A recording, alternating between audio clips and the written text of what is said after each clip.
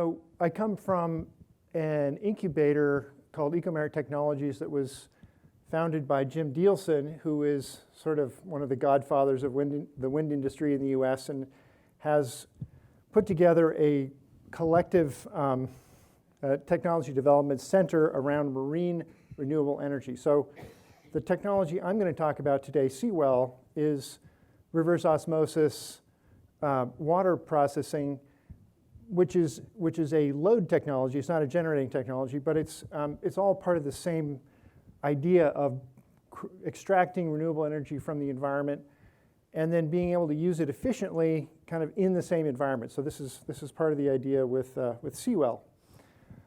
Seawell is a patented technology based on traditional reverse osmosis, and it's really all about how the reverse osmosis is deployed and the way in which we've kind of reimagined how water can be supplied to coastal communities like Santa Barbara. So first I'll talk about what the technology is. Secondly, the need for the technology, which is of course a pretty important part of why you do technology to begin with. And then the implementation plan and how we're going about it.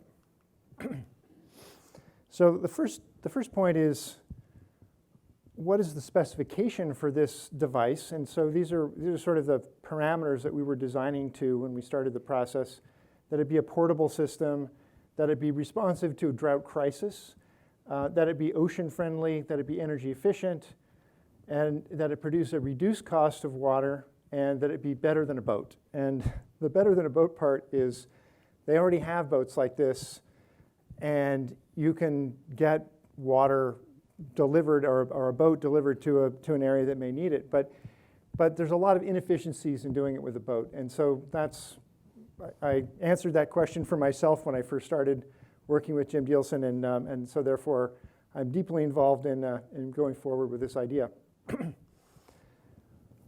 So this is to give you a sense about the whole system. It's the Seawell unit itself is indicated by number 1. That's where the reverse osmosis happens. It's kind of the core of the system, but it's really dependent on being completely kind of thought through from one end to the other. And so this sort of puts that together for you. This number 2 is the connections to shore. So there's water being delivered to shore. There's also power being brought back from shore to power the Seawell unit.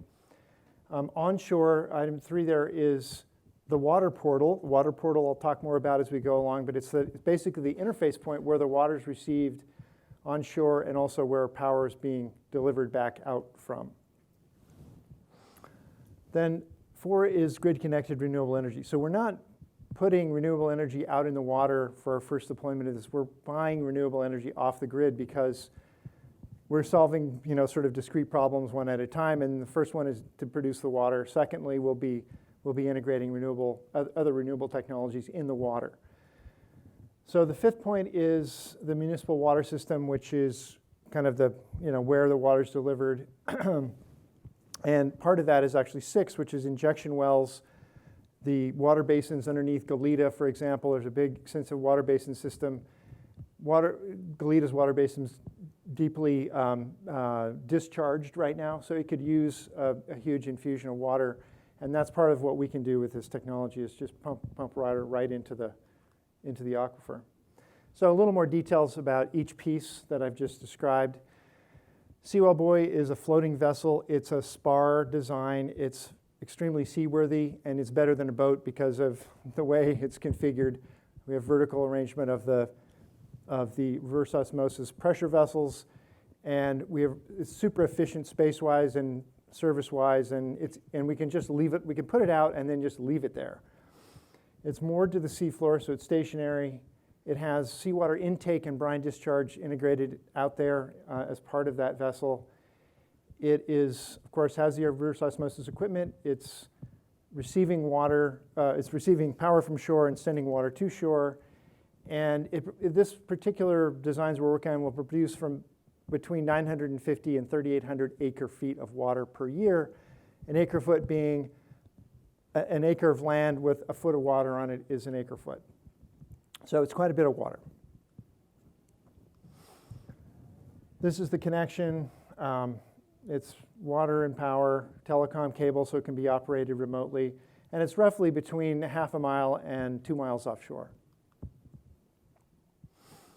The water portal is kind of it's the receiving point, and it's kind of the main onshore element to the system. It's water pipe lands there. Post-treatment occurs of the desalinated water to make it potable. The electrical connection occurs there. As I said before, it's powered by renewable energy that we purchase from the grid. It's also compatible with a microgrid architecture so that this can be a hub of sort of power stability, not only for our system producing water, but it's also, it could be integrated on a larger scale to a community so that it's kind of an excuse for a microgrid, let's say, a place that could be using some of the new technologies emerging for microgrid architectures. And then it's also sort of part of that thinking about microgrid. We can use it as a battery. In other words, we can store water instead of storing electricity, and we can take the system offline and use water from a tank, especially if we're trying to do time of use pricing of electric power and follow demand response curves. We can store the water instead of trying to store the electricity. And probably the best part of all of this particular idea is that it's a very small footprint. So it doesn't take a lot of pricey coastal real estate to implement one of these things. And then last is just more about bringing the water into the system. We can blend it with hard water. That's one of the great things about the desal plant here is that when it blends with hard water that's coming from the mountains, it softens it and makes it more user-friendly. And then it's, of course, available to be injected. Okay, so now to talk a little bit about the need for new water. There's a lot of water consciousness in this area, and I'm sure most of you have thought about water one time or another here. We think about it a lot, and we think about it in the context of climate change because the models are predicting it's going to get more severe in Southern California as climate change progresses. So it's one of those things that really requires some future thinking, not just did we get through the last one, but really what's going to happen next. And so the other key point here is that we're in an area with lots of people. And Santa Barbara is a nice little isolated bubble, but just down the road is Los Angeles. And if you look at all the coastal counties going down to Southern California, there's like 17 million people. So you think about a water crisis whereby the water sources of the west are drying up, Colorado River is down, there's no snow in the Sierras. This is a really big issue with respect to trying to keep Los Angeles viable as well. So we're trying to get kind of ahead of this curve. I was thinking about giving this talk at this moment when it rained last night and we're in 150% water year. So, you'll have to sort of think past the moment right now, but it is a very serious situation. The last drought was one of the driest periods in recorded history. So back to 1895 records, there's never been a more dry period than occurred in the recent drought. And during that drought, we saw what happens to the state water system, which has been traditionally kind of our backup water for here. And in 2014, state water allocations went down to 5%. So we really had very little margin.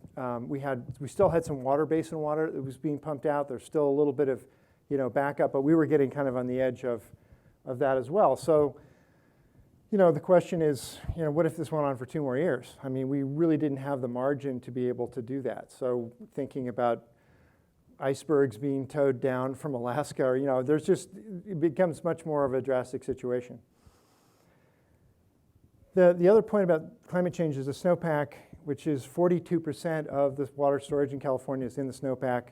Temperature rising means less storage in the snowpack. So this again goes back to state water and water in general, is that it's going to be harder to hold on to it in the mountains. Last point is referring to, now no drought. 2 years ago there was a drought with the term that I've heard recently called weather whiplash, which is going between drought and then flood. And so the solutions for this have got to be flexible because we're not really looking at just building more canals as being a solution. It's got to address a more dynamic weather environment than we're actually used to seeing.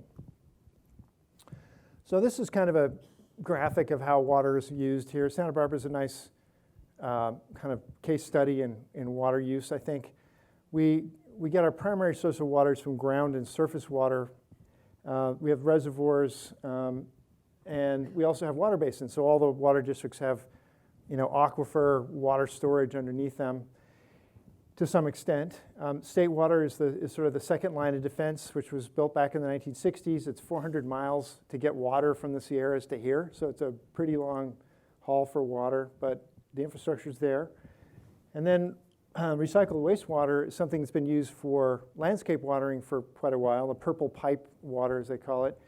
But it's also now legal, or it's becoming legal, to use it for direct potable supply. So ultimately, recycled wastewater will and can be and will be injected directly into water supply systems. And then finally, desalinated water, Charles Meyer plant, which is the plant downtown. That's really kind of in some respects, Santa Barbara has heaved a sigh of relief because of that plant, and that it's the one that has there's no drought constriction on it at all. So, but then thinking about what happens, or what's the progression of drought as you look at these different sources that we have. So local surface and groundwater goes away. That's obvious. Over time, the reservoirs dry up, and we find ourselves in a locally very dry condition.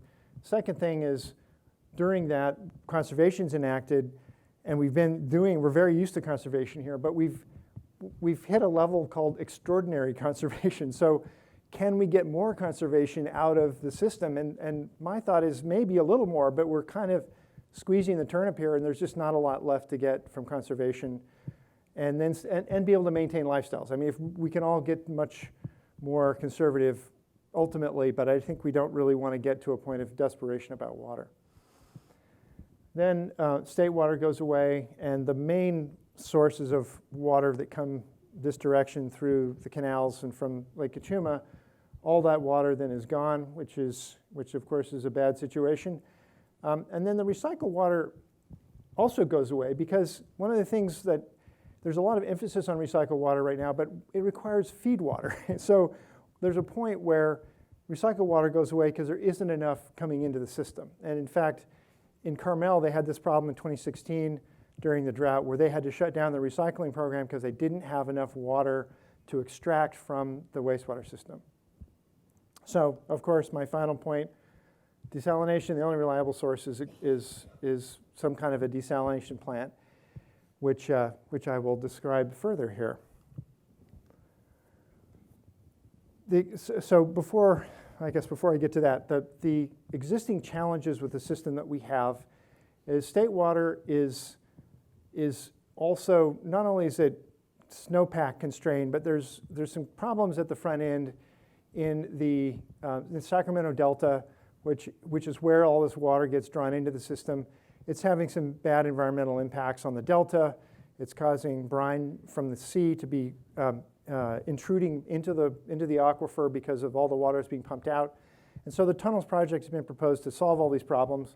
But it's a multi-billion-dollar tunneling project, even if it's only one tunnel, which is apparently the latest proposal.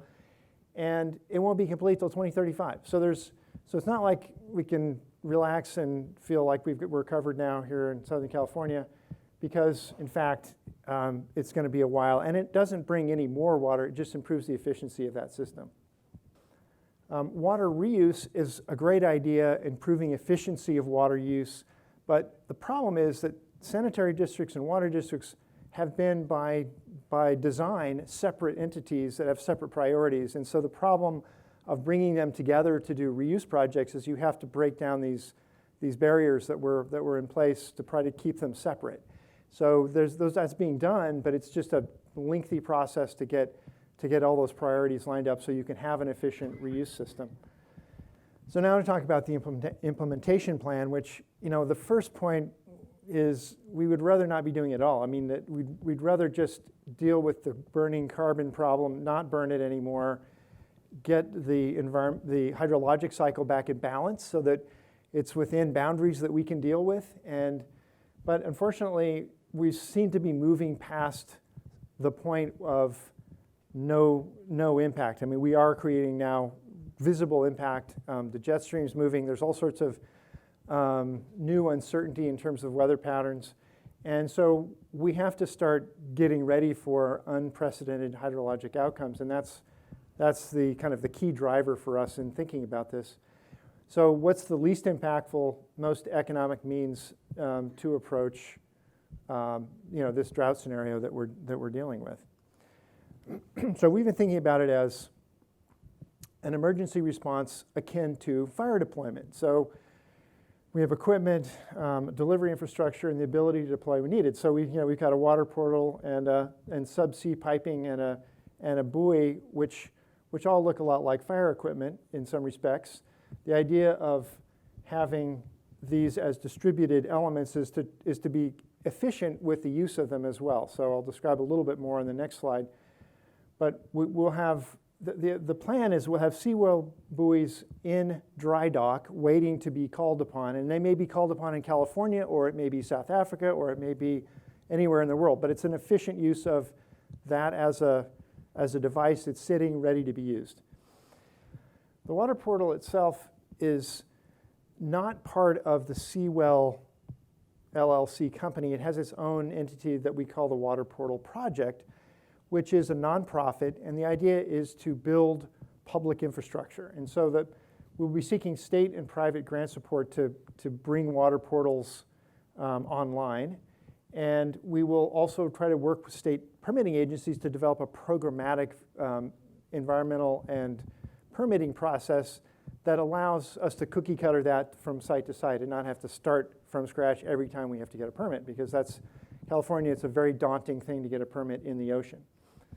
We'll also be working with water districts and partnering with them, because this will be their infrastructure once it's in place.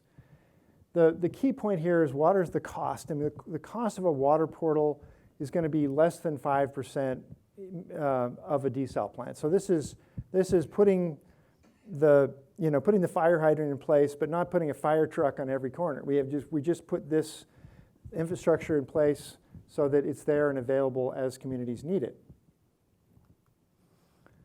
Some of the environmental challenges for trying to get this type of technology permitted is the seawater intake is, the big concern is entrainment of sea life. So that's the problem.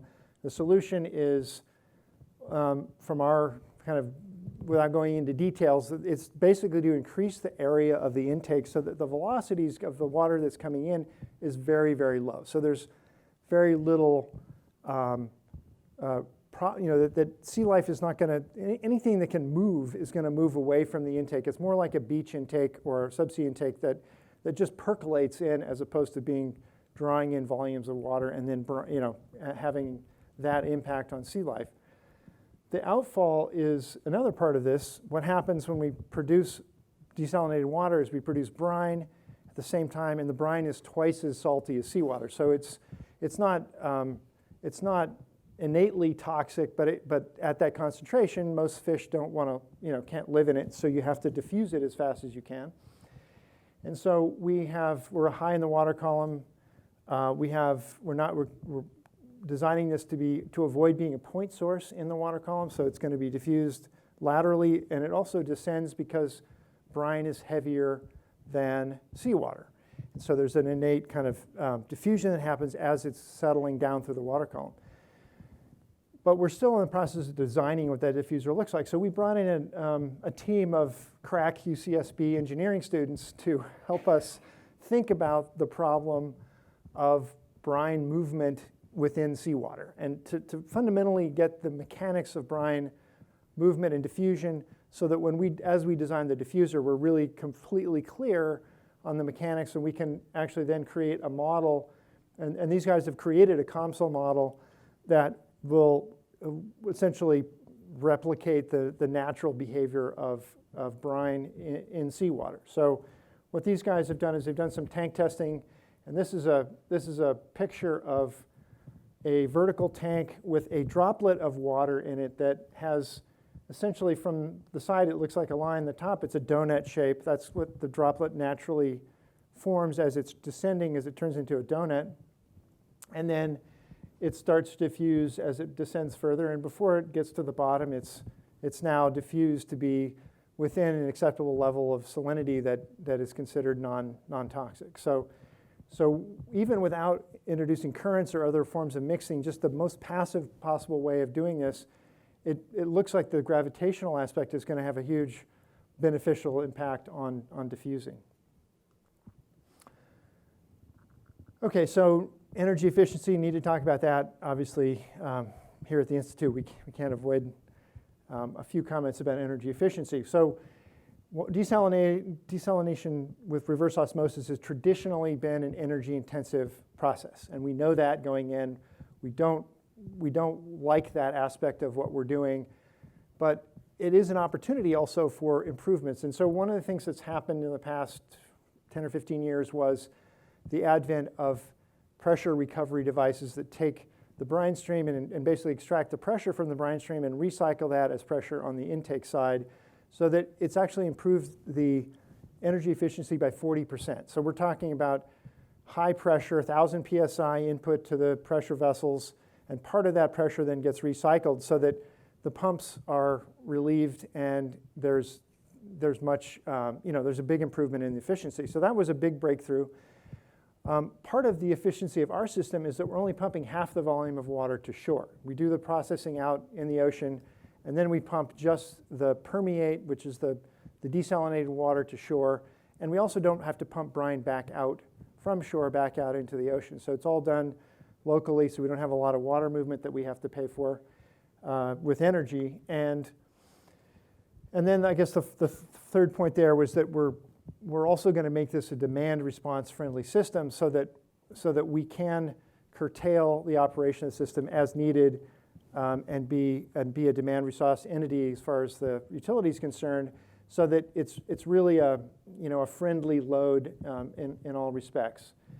In the future, there's a company we've been working with that's on the road to developing a new reverse osmosis filter.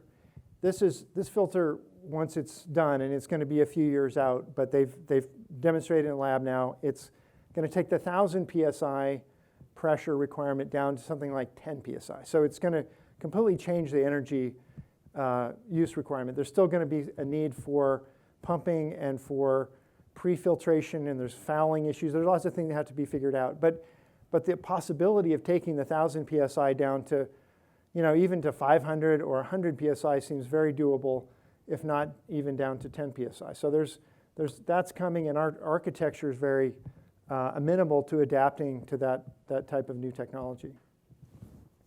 So from the energy supply standpoint, initially we're going to be buying it from the grid, renewable energy, and then ultimately we're going to take some of the other companies in Ecomerit, which are developing wave technology, ocean current technology, tidal technology, and offshore wind is another one. So we're going to be integrating those sources directly into Seawell, so that instead of delivering electricity to shore, in some cases we may just be delivering water to shore.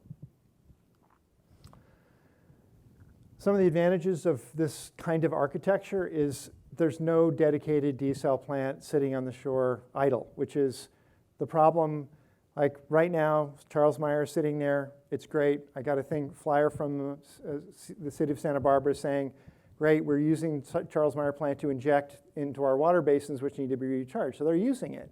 But my water bill has not gone down because we are paying for that plant. And the idea with Seawell is that we don't want to have this huge capital expense that is stranded essentially when there's water. So we're now, I think we're going to address one of the bigger problems with desal, which is cost. The other part of this is that we're going to build these things in a factory. And so we're not having big construction projects. People come out and have to build in a traditional way a very expensive plant. We're going to do mass production, high efficiency assembly in a plant that's then portable and dispatchable. And the design that we've done so far is, the cost looks like it's going to be a fraction of what Charles Meyer costs for similar volumes of water. So we're pretty excited about the success we're having on the cost side, and I think that's going to be a tremendous benefit as well. Also, the distributed model is we're going to pump the water locally. We don't have to put it in a long system to pump it hundreds of miles. We can just move the desal unit to the city along the coast where it's needed and save energy and money in that respect as well. We also can then preserve water that's coming out of the mountains for agriculture and inland uses because we're offsetting that need by bringing water to shore for coastal communities. And then final point there is it's quick. We can do it in, we can install in a matter of weeks. To build a dedicated plant is a really a multi-year kind of process with permitting and all the planning that has to happen to get a plant built. Okay, so finally, the path forward for us is to deploy a pilot unit here, somewhere up and down the coast, and sell the water to somebody, and to be able to sell the water at a price that's lower than what people are paying now. And we did a little study here at UCSB, and we determined that we could save the university roughly $1 million a year by selling them water from offshore here, rather than them buying it from Goleta Water District. So we've actually posed that idea to the powers that be here, and no one's taken us up on it yet, but it's real money. I mean, it's a very sort of straightforward calculation. Simply, it's just a cheaper way to produce water. So that's another thing. Aside from emergency response, we think we've actually got cheaper water. And then the next step is to deploy 5 water portals in water districts along the coast here to get that infrastructure in place. So we partner with water districts. We look for sites that are previously disturbed, so these are not, virgin beachside sites, but they're like oil landing ports or places that have been disturbed by sanitary district outfalls. So we kind of piggyback on previously disturbed areas. We then can augment the development of these reuse projects that are going on that are all going to be on sanitary district sites, that if those connections are being made to the main water system, we can bring water to shore and essentially add to what water recycling would produce at these reuse plants. And finally, the budget for each of these water portals is on the order of $2 to $4 million as opposed to $71 million. And that we can probably get grant funding from Department of Water Resources to cover that in partnership with water districts. Okay, so last slide, time for action. So there's limited water both in groundwater locally. Also, the state water is not a sure bet, as we found in the last drought. We have abundant sites where we can land water to shore here and locate water portals. It's economic. It's a great way to approach being ready for a drought without having to spend excessive money on infrastructure that might not be used. And it will protect property values. It's going to, it's going to be a fundamentally reinforcing aspect of the economy here. And the urgency, of course, is deepening drought. And so we're very part of the problem is when it rains, people don't pay attention, but it is something that I think more people understand this is a long-term problem, and we really have to get our arms around it. So that's it. Thank you.